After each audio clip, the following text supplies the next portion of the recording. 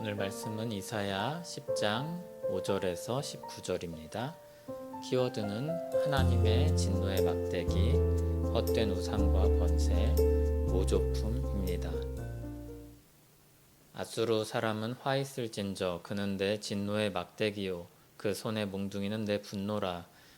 내가 그를 보내어 경건하지 아니한 나라를 치게 하며 내가 그에게 명령하여 나를 노하게 한 백성을 쳐서 탈취하며 노략하게 하며 또 그들을 길거리에 진흙같이 짓밟게 하려 하거니와 그의 뜻은 이같지 아니하며 그의 마음의 생각도 이같지 아니하고 다만 그의 마음은 허다한 나라를 파괴하며 멸절하려 하는도다. 그가 이르기를 내 고관들은 다 왕들이 아니냐. 갈로는 갈그미스와 같지 아니하며 하맛은 아르밧과 같지 아니하며 사마리아는 다메섹과 같지 아니하냐. 내 손이 이미 우상을 섬기는 나라들에 미쳤나니 그들이 조각한 신상들이 예루살렘과 사마리아의 신상들보다 뛰어났느니라. 내가 사마리아와 그의 우상들에게 행함같이 예루살렘과 그의 우상들에게 행하지 못하겠느냐 하는도다. 그러므로 주께서 주의 일을 시온산과 예루살렘에 다 행하신 후에 아수르 왕의 완악한 마음의 열매와 높은 눈의 자랑을 벌하시리라. 그의 말에 나는 내 손의 힘과 내 지혜로 이 일을 행하였나니 나는 총명한 자라. 열국의 경계선을 걷어치웠고 그들의 재물을 약탈하였으며 또 용감한 자처럼 위에 거주한 자들을 낮추었으며 내 손으로 열국의 재물을 얻은 것은 새의 보금자리를 얻음 같고 온 세계를 얻은 것은 내버린 알을 주움 같았으나 날개를 치거나 입을 벌리거나 지저귀는 것이 하나도 없었다 하는도다. 도끼가 어찌 찍는 자에게 스스로 자랑하겠으며 톱이 어찌 켜는 자에게 스스로 큰 체하겠느냐. 이는 막대기가 자기를 드는 자를 움직이려 하며 몽둥이가 나무 아닌 사람을 들려 함과 같음이로다.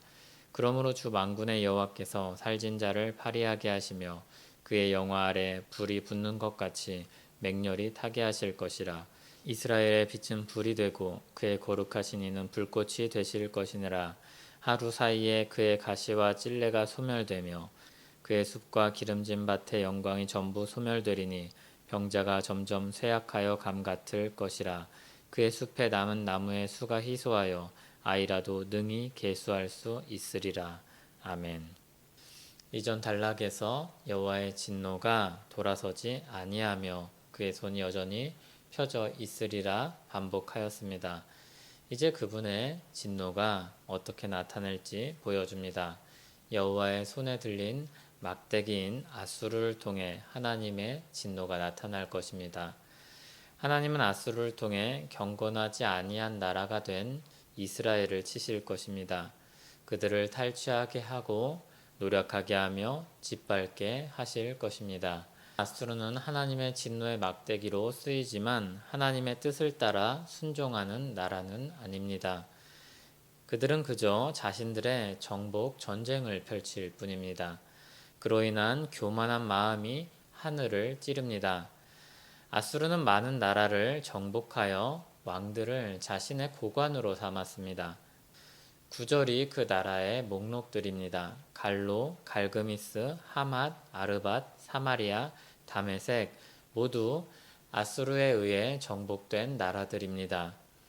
하나님은 아수르를 진노의 막대기로 쓰시면서 그들을 통해 우상들의 실상을 드러내셨습니다. 우상을 섬기는 나라들은 우상에게서 아무런 보호를 받을 수 없었습니다. 그 우상들은 예루살렘과 사마리아에 있는 신상들보다 나아 보였습니다. 그런데 그 우상조차도 이미 헛것임이 드러났다면 예루살렘과 사마리아의 노인 우상들은 어떠하겠습니까? 모두 헛된 기대와 소망을 우상에 두고 있다는 것이 드러나게 될 것입니다.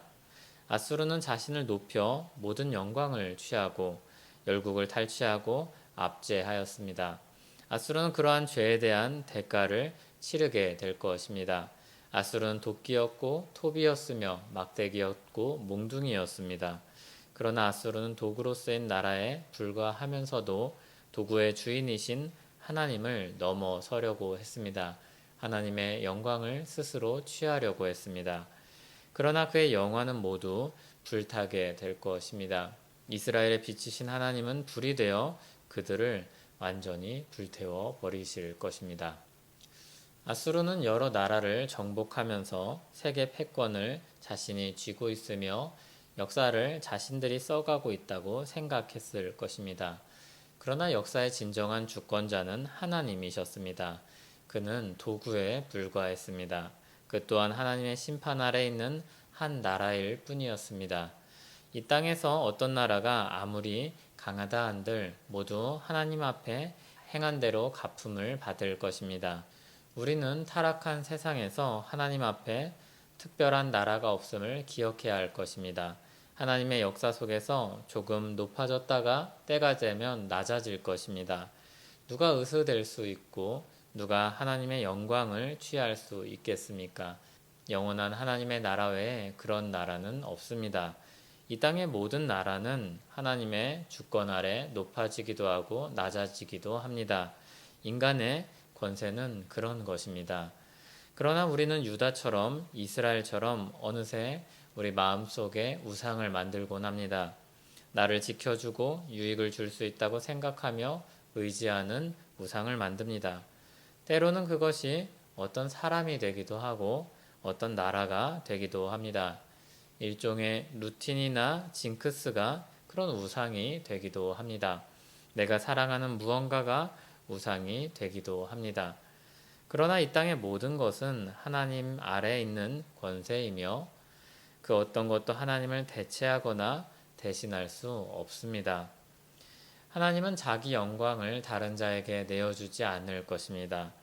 나 외에는 다른 신을 내게 두지 말라고 하신 말씀을 기억하십시오. 우상들의 허상에 속지 마십시오.